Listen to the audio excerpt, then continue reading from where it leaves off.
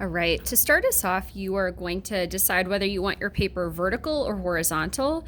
Today I'm going to work vertical, and this paper is smaller scale just so that we can finish it in a somewhat timely manner. And I want at least between 2 and 3 hands on here. If you have a different idea, feel free to run it by me. But I want to do one entire hand and then maybe a partial hand just in this space.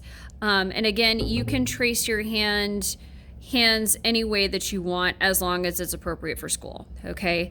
The other thing is if you, like, let's say you're right-handed, if you are fine with tracing your non-dominant hand, but then you can't do the opposite one, you can do 2 of the same hand, that's fine. I'm not gonna worry too much about it, but it would be nice to have one left hand and right hand. Okay, so I'm going to make mine a little bit different than my example piece. I think I'm going to actually put, for our purposes, my hand here. And I'm going to take my time tracing it so I don't end up with like weird, really small, narrow, like skinny fingers or skinny arm or something weird like that. Okay, I'm going to keep the lines for my pencil kind of light just in case something's not working with it. Okay, so this is what I have so far for the first hand, and again, maybe I will trace, I don't know, the second one. Maybe I'll rotate my paper. Oh, maybe I'll do this. I'll have the second one here.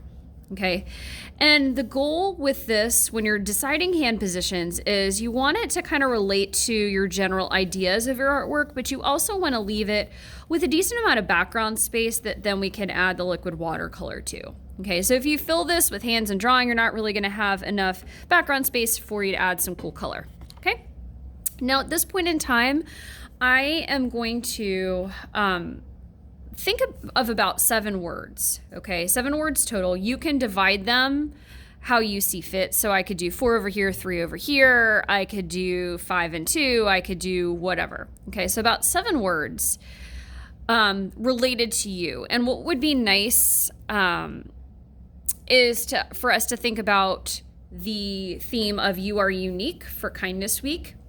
And have us think about who we are in 2 different situations, okay? So how we act and appear in one situation versus another situation, okay? So I'm going to subdivide these hands in a couple of different ways, keeping in mind that I want my spaces to be large because I'm gonna put bubble letters in them, okay? Now I'm gonna freehand my, my spaces, but you can feel free to use the ruler. In fact, I think I'll share it with you guys both ways. So I think I will do, I'll do the freehanding first, okay? And then I will do the ruler second, okay? So let's say for purposes, I do four words here that represent me in one situation, 3 in another, okay? You're gonna decide these words up front. I'm just sharing with you how to divide the space. All right. I'm going to choose a point. In fact, you know what? I'm going to choose a point over here. And what I'm going to do is very, very lightly sketch out lines just in the hands stemming from that point in space.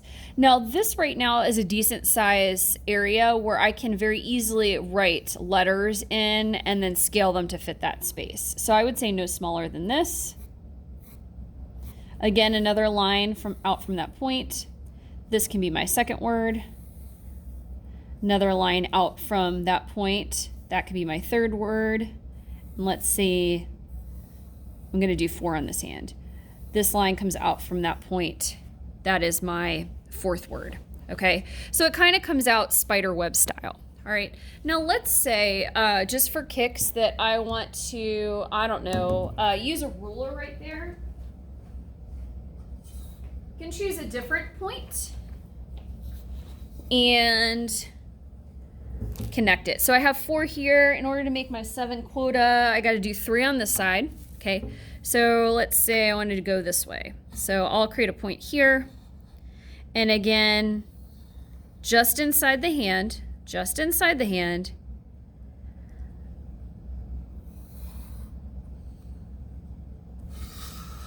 I'm going to create a series of spaces.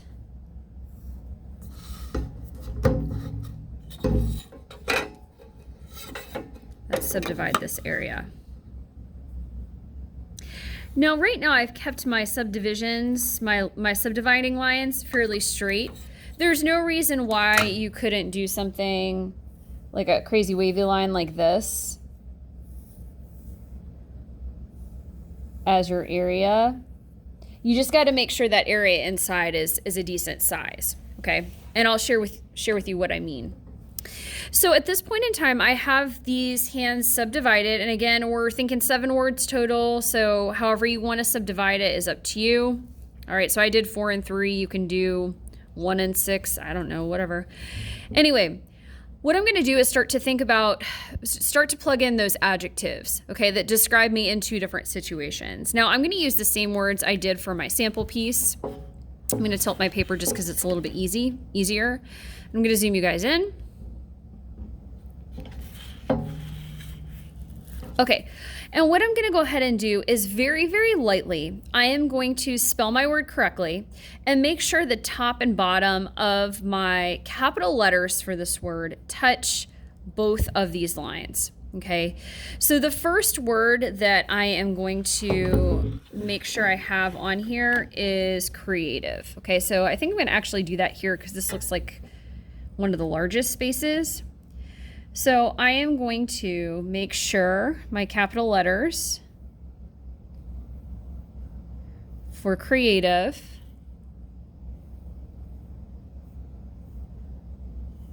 also helps sometimes if you spread them out a little bit. T-I,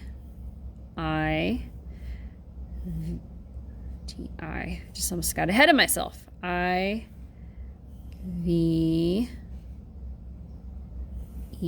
so I'm spreading this out. Okay, see how these letters, they are capitalized and they touch top and bottom of these lines I've created. Okay, we're going to come back to that in a moment. All right, I'm going to rotate my paper. You do not have to. You could do them going all the same direction. I'm going to write trust here. Again, making sure capital letters touching top, bottom, side. Leave a little bit of space between them. Capital R, capital U, capital S, capital T. Okay, so see how these are all capital letters, it's spelled correctly, but it's touching top, bottom, side, it's spaced out. Okay, let's say this next one, I'm gonna do, I don't know,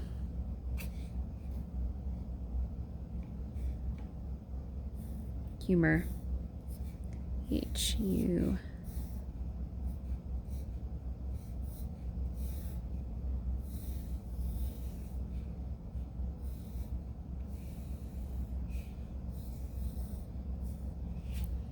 Okay, and so on and so forth. Okay, so I'm writing these kind of large to fill the space. And I'm spreading them out, I'm keeping them cap letters, and I'm making them touch top and bottom of each of these spaces. Okay, I would keep going. Now, at this point in time, what you're going to do is you are going to turn these letters into bubble letters. Okay, now bubble letter, treat this as the skeleton part of your bubble letter. And so what I'm going to do is, again, very lightly, I am going to go around the lines I drew for each of these letters in an even rounded way.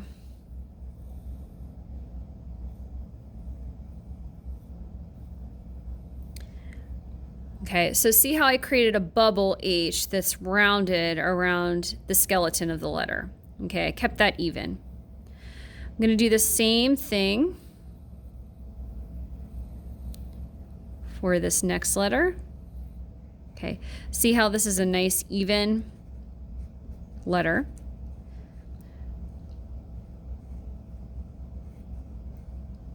Just want to show you what that looks like. For this one, I'm actually going to work inside of the letter, and that's okay. And again, the goal is to make these even.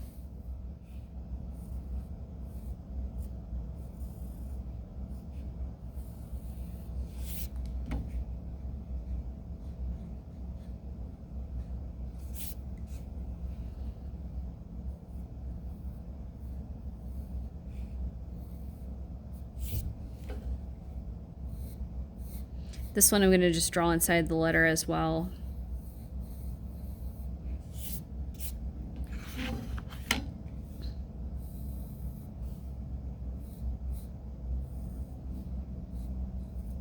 And the trick with bubble letters is to keep the overall shape as even away from your skeleton as possible and to round it out, okay? So humor, got this, okay? I would do this for all of my letters, okay, and all of my words. So keeping the letters for these as even as possible. Even and rounded as possible, okay? Also making sure that each of these letters are touching the top and the bottom. Go ahead and continue on with that in both of your hands.